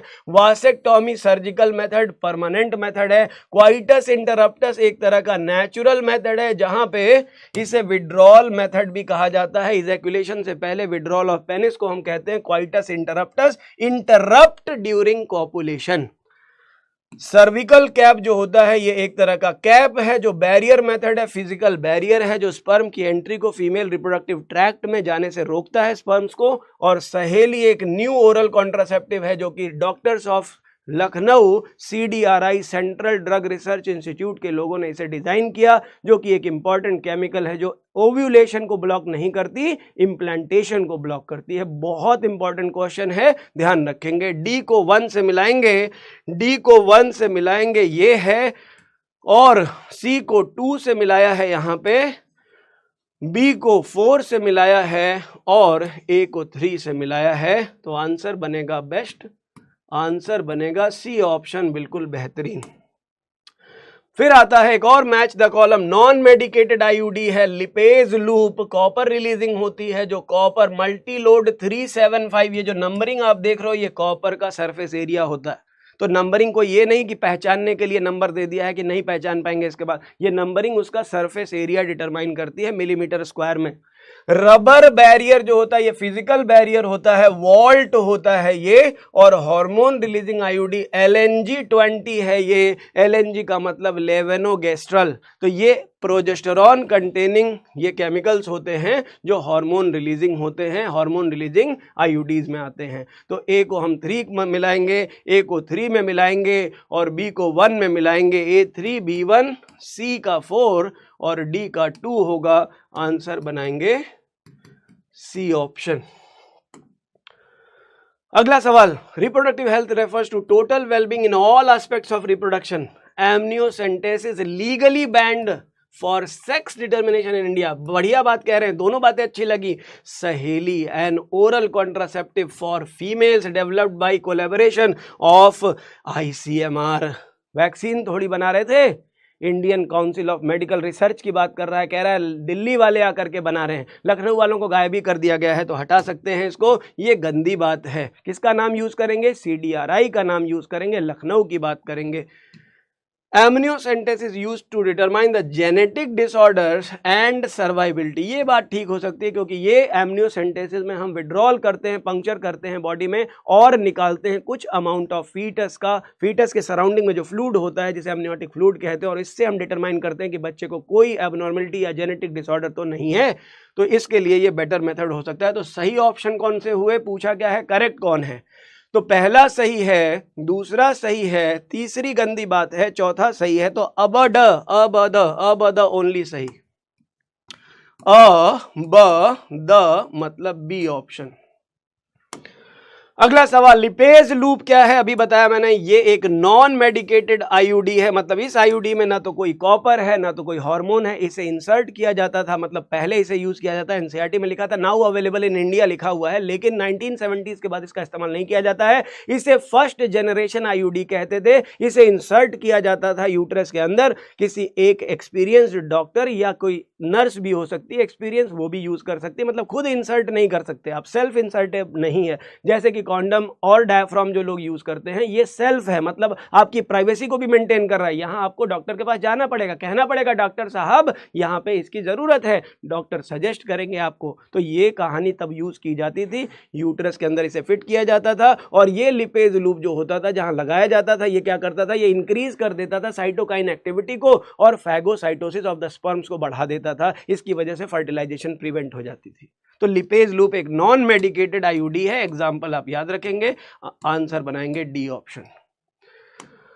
अगला सवाल है, डायाफ्राम एक तरह का बैरियर है, फिजिकल बैरियर है जो इनहिबिट करता है, प्रिवेंट करता है एंट्री ऑफ स्पर्म को। कॉन्ट्रासेप्टिव पिल जो होती है वो ओरली इनका इंटेक किया जाता है और ये क्या करते हैं, मेंस्ट्रुएशन को भी अफेक्ट कर सकते हैं, ओव्यूलेशन को, और मेन टारगेट होता है ओव्यूलेशन और इम्प्लांटेशन को। आईयूडीज जो होते हैं इंक्रीज करते हैं फैगोसाइटोसिस ऑफ द स्पर्म या फिर उसकी फर्टिलाइजेशन कैपेसिटी को डिक्रीज कर देते हैं। लैक्टेशनल अमेनोरिया, मेंस्ट्रुएशन को, अमेनोरिया का मतलब ही होता है, अ मींस विदाउट, मेनोरिया मतलब मेंस्ट्रुएशन। तो फीमेल में जब मेंस्ट्रुएशन नहीं हो रही है, ओव्यूलेशन का प्रोसेस नहीं हो रहा है, आफ्टर पार्चुरेशन, मतलब हाई प्रोलैक्टिन, बहुत इंपॉर्टेंट है ये hormonal control. High prolactin gives negative feedback to gonadotropins, gonadotropins को इनहिबिट कर देता है, इसलिए ना तो ओव्यूलेशन होती है ना मेंस्ट्रुअल साइकिल होती है। तो ये चीज आप याद रखेंगे। डी को हम आर से मिला देंगे, डी आर से मिला देंगे, ए को मिलाएंगे हम एस से, ए को एस से मिलाएंगे, बी को पी से मिला देंगे और सी को क्यू से और डी को आर से। आंसर बना देंगे सी ऑप्शन। अगला सवाल एसटीडी से रिलेटेड है, sexually transmitted diseases, venereal diseases जिसे कहते हैं। कह रहे select the option including all STD. Gonorrhoea होती है, मलेरिया नहीं होती। मलेरिया सेक्स करने से नहीं फैलती, मलेरिया किसी को छूने से नहीं फैलती, मलेरिया किसी के साथ बैठने उठने या उसके साथ खाना खाने से नहीं फैलती, मच्छरों द्वारा फैलाई जाती है। तो बहुत बढ़िया बात है। एड्स, मलेरिया, फिर मलेरिया आ रहा है, क्या है ये, मजाक कर रहा है आपके साथ। फाइलेरिया भी उसी का दोस्त है। कैंसर भी कह रहा है यहाँ पे, गट नॉन कम्युनिकेबल डिजीज होती है। अब बचा हमारे पास केवल एक option, gonorrhoea, syphilis and genital herpes. अब इस पे भी क्वेश्चन पूछा जा सकता है। हर्पीज एक वायरल डिजीज है, सिफिलिस एक बैक्टीरियल डिजीज है और गोनोरिया एक बैक्टीरियल डिजीज है। आइडेंटिफाई द ऑड वन, कौन बैक्टीरियल है कौन है वायरल, कौन है प्रोटोजोवन। तो याद रख सकते हैं, बट आंसर यहाँ पे क्वेश्चन का बन जाएगा डी ऑप्शन, बहुत ही आसान। Which of the following STD non curable, non curable कौन होती है? ट्रिपल एच, ट्रिपल एच, ये ट्रिपल एच याद रखेंगे। एक होता है हेपेटाइटिस बी, हेपेटाइटिस बी, एक होता है HIV इन्फेक्शन और एक होता है जेनाइटल हर्पीज। ये तीन ऐसे हैं जो अर्ली डिटेक्शन भी कर ले तो इनका 100% क्योर अभी तक अवेलेबल नहीं है। इतनी डेंजरस बीमारियां हैं जो STD हैं। इसे जानते हुए भी बहुत सारे केसेस इनके फैल रहे हैं। इसका मतलब लोग अभी भी कॉन्शियसली इन बीमारियों को लेकर के नहीं सोच रहे हैं। तो अवेयरनेस फैलाना ही इस चैप्टर का काम है। आप समझेंगे, आप लोगों को बताएंगे, वो और लोगों को बताएंगे, लोग अवेयर होंगे। अवेयरनेस, एजुकेशन, ये सबसे बड़ा माध्यम है लोगों को जागरूक बनाने का। तो आप देख सकते हैं इसमें कौन सा है, ट्रिपल एच खोज लें आप कहाँ पे है। ट्रिपल एच कहाँ है, जेनाइटल हर्प्स, हेपेटाइटिस और HIV इन्फेक्शन। आंसर बनेगा डी ऑप्शन। कौन सा क्वेश्चन कह रहे हैं? हार्मोन रिलीजिंग आईयूडी कौन है? अभी बताया था मैंने लेवेनोगेस्ट्रल और साथ में प्रोजेस्टासर्ट, ये दो एग्जांपल है। बाकी में देखें लेवेनोगेस्ट्रल तो ठीक है, लेकिन ये बैरियर है। मल्टीलोड 375 ये कॉपर रिलीजिंग है, गलत बात।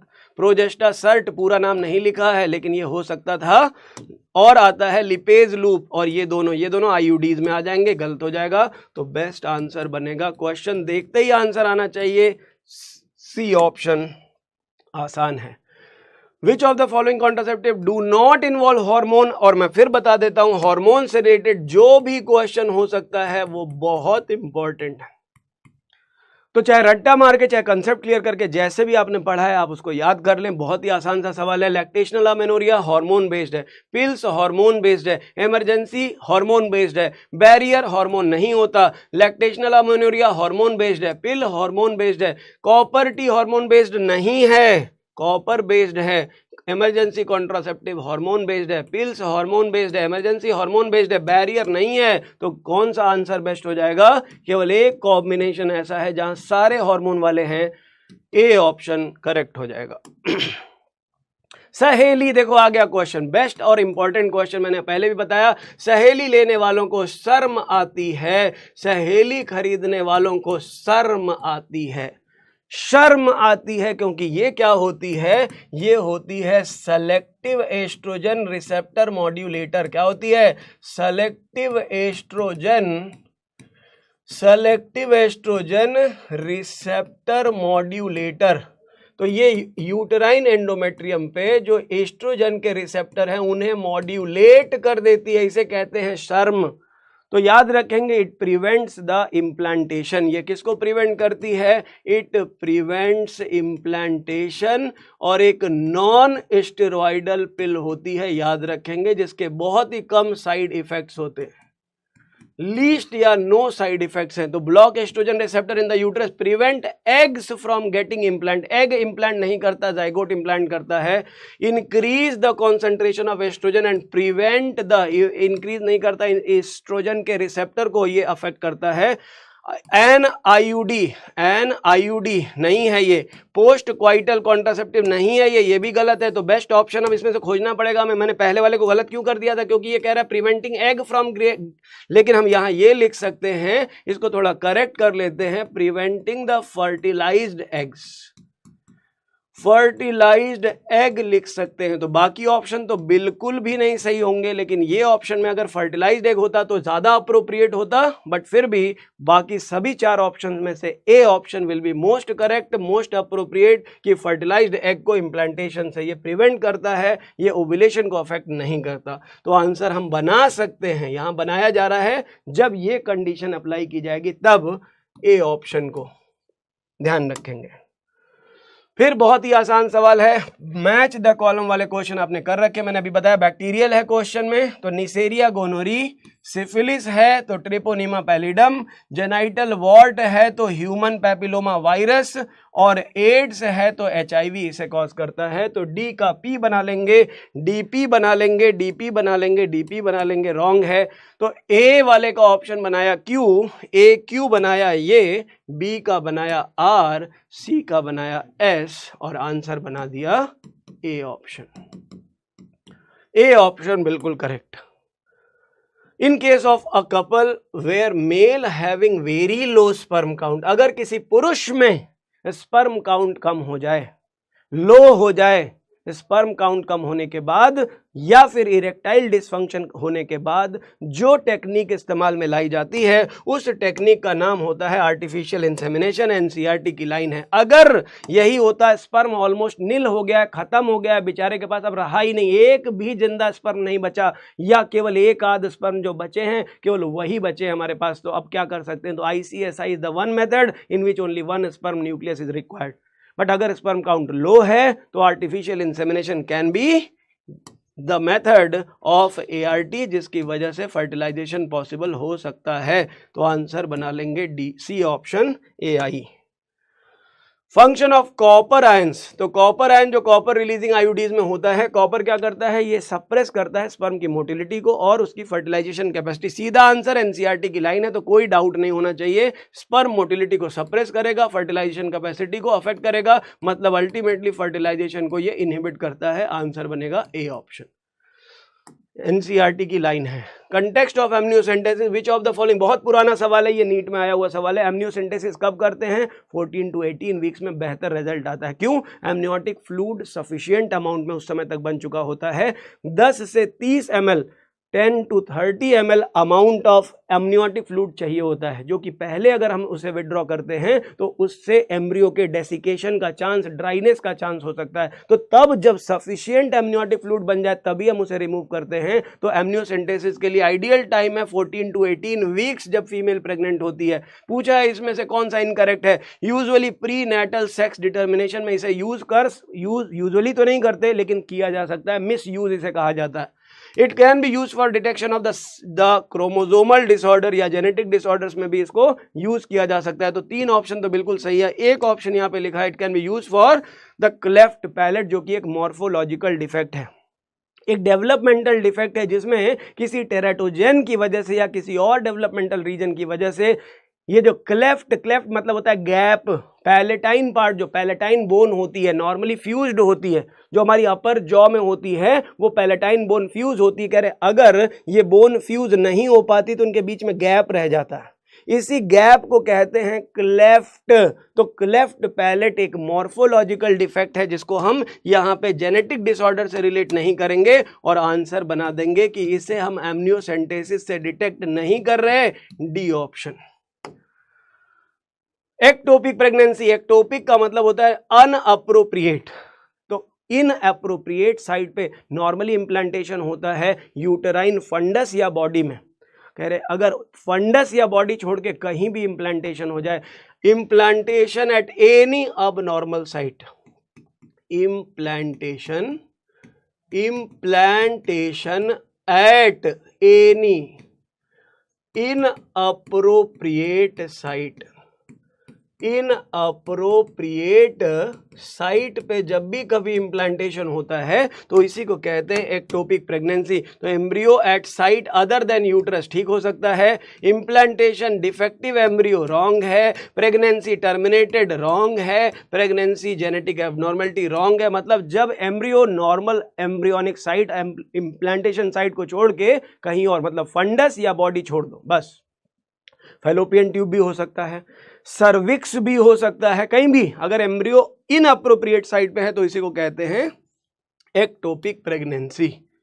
आंसर होगा A option, A will be appropriate correct। Test tube baby programme employs which one of the following technique. तो टेस्ट ट्यूब बेबी में आप देखोगे कि यहां पे जाइगोट इंट्राफेलोपियन ट्रांसफर जिफ्ट को हम लेते हैं, आईवीएफ ईटी इसे कहा जाता है, आईवीएफ ईटी कहा जाता है। इंट्रायूट्राइन इंसेमिनेशन में सीमेन ट्रांसफर किया जा रहा है, गैमीट इंट्राफेलोपियन ट्रांसफर में गैमीट ट्रांसफर किया जा रहा है। एक फीमेल जो अपना ओवम नहीं बना पा रही थी, डोनर से ओवम लिया, ट्रांसफर कर दिया फेलोपियन ट्यूब में। आईसीएसआई, एक मेल के पास स्पर्म ऑलमोस्ट काउंट खत्म है तो स्पर्म का न्यूक्लियस सफिशिएंट, अगर स्पर्मेटिड का न्यूक्लियस भी मिल गया तो उसे ओवम में डायरेक्ट ट्रांसफर किया जा सकता है उसके डीएनए को। तो कह रहे हैं ये सारे ऑप्शन नहीं, केवल एक ऑप्शन है जो आईवीएफ ईटी को बेस्ट डिफाइन करता है, वो है जिफ्ट या इंट्रा यूट्राइन ट्रांसफर। आईयूटी भी कर सकते थे but gift is the most appropriate answer. Amniocentesis में फ्लूइड कहां से निकाला जाएगा? एमनियोटिक फ्लूइड कहां होता है? एम्ब्रियो के अराउंड होता है, जो शॉक एब्जॉर्बिंग फ्लूइड होता है। तो फीटस के अराउंड जो शॉक एब्जॉर्बर करने वाला फ्लूइड है उसी को कहते हैं एमनियोटिक फ्लूइड। तो आंसर बनेगा डी ऑप्शन, वहां से ही हम एमनियोसेंटेसिस करते हैं। Which of the following is not correct about the contraceptive? Oral contraceptive, they can be taken daily for a period of 21 days. ठीक बात है, starting preferably within the first 5 days, किसी भी दिन शुरू कर सकती है पहले 5 दिन of menstrual cycle से। They contain small doses of progesterone and estrogen in combination, सही बात है। Inhibit ovulation and implantation, सही बात है।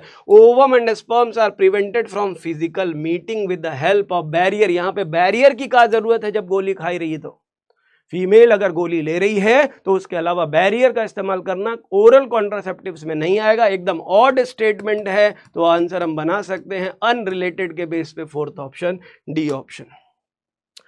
स्टेटमेंट इनकरेक्ट कौन सा है? National family planning programme was launched in India in 1952, 1952 में लॉन्च किया है भाई साहब। अच्छा जी, कह रहे MTP is considered relatively safe up to 12 weeks of the pregnancy. Contraceptive methods are commonly used to prevent unwanted pregnancy. अच्छा जी, इंडिया में निरोध एक पॉपुलर ब्रांड है जो कि मेड ऑफ लैटेक्स होता है, तो इन इंडिया निरोध is popularly marketed condom made of latex. मतलब ये 3 पॉइंट बिल्कुल सही हो जाते हैं। तो आपने देख लिया होगा क्या गलती होगी, यहाँ पे 1952 लिखा है, 1972 लिख सकता था, 2004 लिख सकता था, 1900 जो भी लिख दे, 1951 होता तो ये करेक्ट ऑप्शन होता, ये 1951 होता तो करेक्ट होता, लेकिन ये लिखा है 1952। ऐसे क्वेश्चन आने तो नहीं चाहिए, लेकिन फिर भी याद रख सकते हैं, कुछ डेज जो है वो याद रख सकते हैं। जैसे MTP का अमेंडमेंट एक्ट आया है 2017, न्यू अमेंडमेंट के बारे में, मतलब बनाया तो बहुत पहले गया था एक्ट, लेकिन उसको संशोधित किया गया है, मॉडिफाई किया गया है, उसे कहते हैं अमेंडमेंट। 2017 में उसे मॉडिफाई किया गया था, तो वो आप उसको याद रख सकते हो।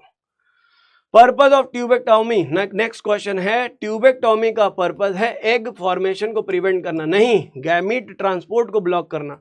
Most important component of the oral contraceptive pill is progesterone, most important component होता है बिल्कुल प्रोजेस्टेरॉन का इफेक्ट जो है गोनेडोट्रोपिन के ऊपर सबसे बेहतरीन है, क्योंकि ये इनहिबिट करता है ओव्यूलेशन या फीमेल की साइकिल, रिप्रोडक्टिव साइकिल को। Contraceptive pills help in birth control by preventing ovulation, contraceptive birth control by preventing ovulation हो सकता है बिल्कुल। Sterilisation method of contraception is totally reversible, totally reversible मतलब होता है sterilisation method of contraception is totally reversible या reversibility is poor, reversibility is poor. देखते हैं एक बार और ऑप्शंस के साथ। In India there is a rapid decline in infant mortality rate and maternal mortality rate. Rapid decline किस वजह से हुई, किस वजह से हुई? इंक्रीज मेडिकल फैसिलिटी अगर कर दी जाए, मेडिकल फैसिलिटी बढ़ा दी जाए, तो रैपिड डिक्लाइन होगी इन्फेंट मोर्टेलिटी में और रिलेट होगी मैटरनल मोर्टेलिटी रेट से। क्वेश्चन में पूछा गया है करेक्ट कितने कौन कौन से स्टेटमेंट है, तो purpose of tubectomy is to prevent egg formation, मतलब 1 ऑप्शन तो पहले ही निकाल देते हैं हम। फिर कह रहा है second third and fifth the most important component of oral contraceptive pill is second option तो ठीक बन रहा है, सेकंड ऑप्शन ठीक बन रहा है, यहाँ नहीं है तो हम उसमें से भी ऑप्शन ले सकते हैं। फिर है contraceptive oral pills help in birth control by preventing ovulation, मतलब 2 के साथ 3 भी बनना चाहिए, ठीक है। और फिर कह रहा है टोटली रिवर्सिबल है, मतलब ये ठीक नहीं लग रहा है, ये रॉन्ग है। और फिर हम 5th वाले से रिलेट कर सकते हैं, इंडिया जैसी कंट्री के लिए ठीक हो जाएगा, मतलब हम इन जनरल इसे ठीक मान सकते हैं, बाकी ऑप्शन में यही ठीक लग रहा है। Second third and fourth option totally reversible बोला है, टोटली रिवर्सिबल बोला है बेटा जी, रिवर्सिबिलिटी इज पुअर, तो ये ऑप्शन तो पूरी तरह से गलत हो गया ना, फोर्थ ऑप्शन। तो फोर्थ तो वैसे ही गलत हो गया, फोर्थ तो वैसे ही गलत हो गया, 1 तो यहां वैसे गलत हो गया, तो एक ही ऑप्शन सही बना हमारे पास, आंसर बना हमारे पास बी ऑप्शन, बिल्कुल सही ऑप्शन, क्योंकि कह रहा है टोटली रिवर्सिबल, जबकि हमें पता है रिवर्सिबिलिटी इज वेरी पुअर, वापस रिवर्स नहीं किया जाता, इसीलिए इसे परमानेंट मेथड भी कहा जाता है। परमानेंट मेथड मतलब अब कपल्स को फर्दर कोई बच्चे नहीं चाहिए, ये उसी केस में किया जाता है। जनरली यूजुअली ये वही कपल ऑप्ट करते हैं जिन्हें आगे कोई प्रेगनेंसी रिक्वायर्ड नहीं है। लो भाई, तो इसी के साथ हमारा रिप्रोडक्टिव हेल्थ, उसके क्वेश्चंस, उसकी थियरी और उसका डिस्कशन कंप्लीट कर लिया है हम लोगों ने।